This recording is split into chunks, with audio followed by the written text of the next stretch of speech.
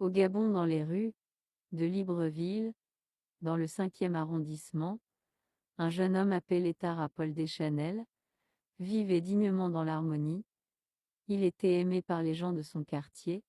C'était quelqu'un au grand cœur, mais Tara n'avait pas de travail. Il vivait le jour au jour, les gens le voyaient comme une personne qui n'avait pas d'avenir rassurant. Les années sont passées et encore passées, où le jour où Tara trouve du travail, c'était la joie pour Tara. Il était très content de son nouveau travail.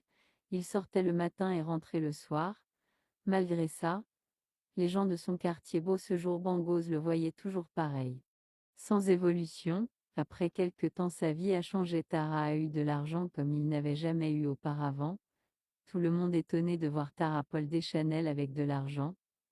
Il partageait son argent et il faisait des fêtes.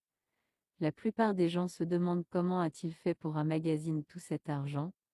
Le temps passait vite, l'argent de Tara finissait déjà. Tara ne sortait plus pour faire la fête. Il ne partageait plus de l'argent. Ça devenait très compliqué pour Tara Paul Deschanel. Et le jour final est arrivé. La fortune de notre jeune homme est définitivement terminée, plus rien. La vie de Tara est devenue un enfer. Plus d'argent pour manger, plus rien pour survivre. Tara était déjà dans les rues de Libreville, Yanzin et Young, pour mendier dans tous les carrefours de Libreville au marché Ban. La partie 2 de notre histoire de Tara Paul.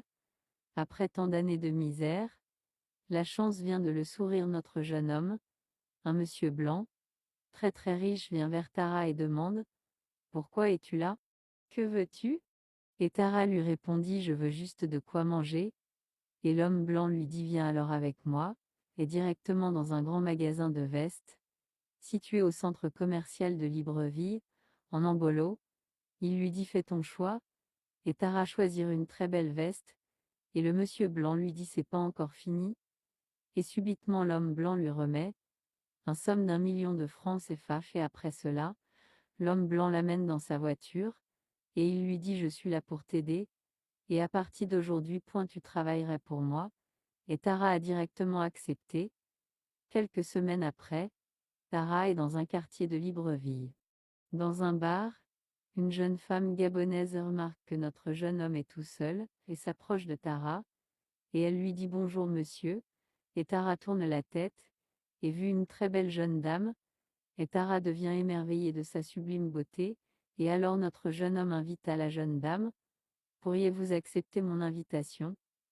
Elle, toute souriante, accepte l'invitation. Comme notre jeune homme était dans ses moments de bonheur, 2 jours après, le même monsieur blanc l'appelant, et lui dit: Viens prendre les clés de